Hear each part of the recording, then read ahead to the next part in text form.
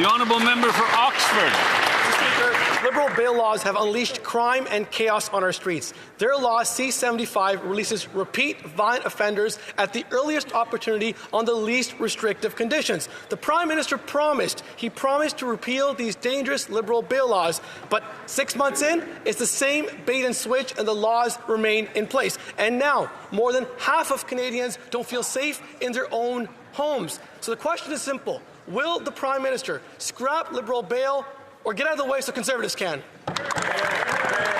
Secretary of State for Combating Crime. Mr. Speaker, while the Conservatives shout empty slogans, we've done comprehensive consultations all summer so that we can get it right. The bail legislation that is going to be presented shortly in this House brings bail reform, harsher sentences, addresses victims of intimate partner violence. Mr. Speaker, the legislation that we're bringing forward is a complete, comprehensive package, and I hope the Conservatives will be able to support it. That's right. Honourable member for Oxford. Mr. Speaker, the Liberals are telling Canadians to be patient, that someday they might act. Tell that to the families of Billy McCourt and countless others who have lost their loved ones.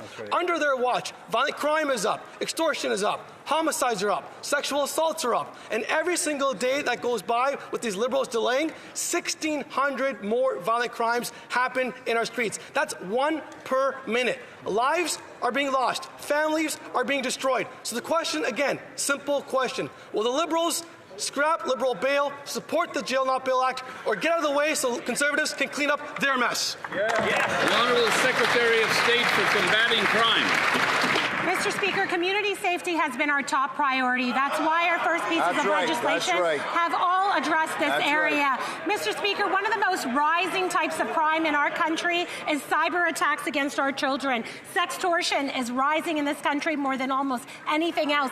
C2 addresses that issue. It gives tools to the police to be able to catch these predators, these child predators that are walking, roaming free in our country. I hope the Conservatives will support C2. Hear, hear. Honourable member for Brantford, Brant South, Six Nations. Liberal laws have unleashed crime and chaos on our street, and it's no wonder their Bill C-75 requires courts to release violent repeat offenders at the earliest opportunity on the least restrictive conditions. The results are devastating, and Markham alone, a criminal out on bail for attempt murder, shot a man in a home invasion. These Liberals promise bail reform, but just another bait and switch. If he's serious, will the Prime Minister scrap Liberal bail or get out of the way and let Conservatives finally do it? Hear, hear.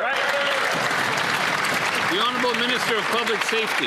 Mr. Speaker, since taking office on April the 28th, this new government has been working on bail reform, Mr. Speaker. We've been consulting with law enforcement across the country, Mr. Speaker. We've been speaking to mayors, we've been speaking to provincial leaders, Mr. Speaker. We will continue to consult and we will continue to bring forward the most comprehensive bail reform this country has ever seen.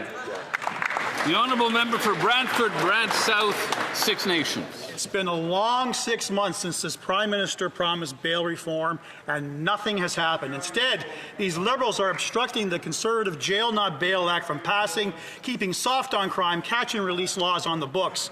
Since the Liberals took office, violent crime up 55%, sex assaults up 76%, and gun crime soared a staggering 130%. Enough is enough. When will these Liberals finally protect Canadians, stop Liberal bail, and back the Conservative Jail Not Bail Act? The Honourable Minister of Public Safety. Mr. Speaker, we will be bringing forward bail reform in very short order, Mr. Speaker. But let me take this opportunity to talk about other legislation that's in the House that the party opposite could pass today. That is Bill C2, Mr. Speaker, which gives law enforcement additional tools to do their job more effectively, to make sure that guns do not come in through our border, Mr. Speaker. That's the type of commitment that we have on this side of the House, and we invite the party opposite to support us. Member for Parkland. Mr. Speaker, the Liberals unleash crime and chaos on our streets. Under Bill C-75, courts are compelled to release criminals early and under the least restrictive conditions. A woman on house arrest for breaking into a home with a weapon went to our local beach. kidnapped a 5-year-old girl and was found in a canoe holding the girl under the water. She's been charged with manslaughter. This dangerous person should never have been allowed to walk freely on our street. The Prime Minister promised action, and for 6 months he's failed. When will these Liberals scrap their criminal experiments, or will they let Conservatives fix it for them? Hear, hear. The Honourable Government House Leader. Mr. Speaker, if we wish to discuss criminal experiments, let's talk about the 10-year tattered legacy of the Harper government, which saw every single one, every single piece of its criminal justice.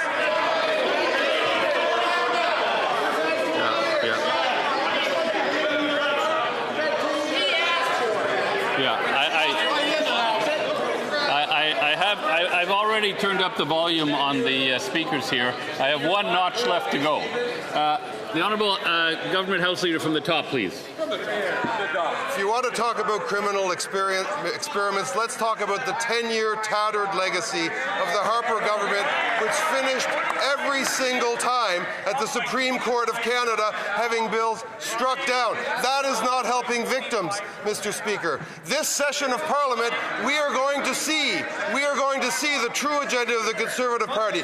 They can vote for C2. They can vote for bail reform. They can vote to restrict intimate partner violence. We will see where the Conservatives stand on criminal justice in this session of Parliament, Mr. Speaker. The Honourable Member for Charlesbourg and Saint-Charles. Mr. Speaker, it's important to point out that crime has increased by 55% over the last decade while this government was in place. While under the previous 10 years of the Conservative government, it went down by 25%. That's the truth, Mr. Speaker. But now today, with a liberal justice system, is that we see that a woman was killed by her former partner who had previously been let out on bail 16 times, even though he never respected the conditions. Why was he able to go see his girlfriend and kill her? How do the Liberals answer that question? The Honourable Government House Leader.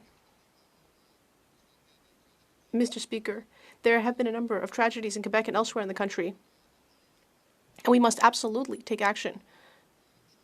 Conservatives for 10 years had a chance, and it always ended up being a total mess. It always ended up being dragged before the Supreme Court of Canada, where the court showed that the Conservatives had violated the Charter. Conservatives had their opportunity.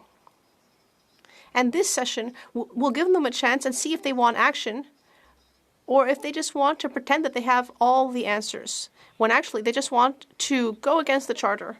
The Honourable Member, I would invite my colleague to go see the family of the woman killed in Saint-Jérôme. Does that family think that this Liberal legislation helped? No, they definitely don't. What's the real truth is that Conservatives brought in a system that reduced crime by 25%. We need fair but harsh towards criminals. That's the type of law we need. We need criminals behind bars. The Honourable Government House Leader. Yes, it's very clear, Mr. Speaker, that criminals need to go to prison. And we need a justice system as a way of administering justice that works, that respects rights, that also respects victims and respects our democratic system. Now, this session, the Conservatives will be able to vote in favor of victims' rights and in favor of common sense measures to limit crime. Will they vote in favor of that, Mr. Speaker? The Honourable Member for Saint-Hyacinthe by God Acton.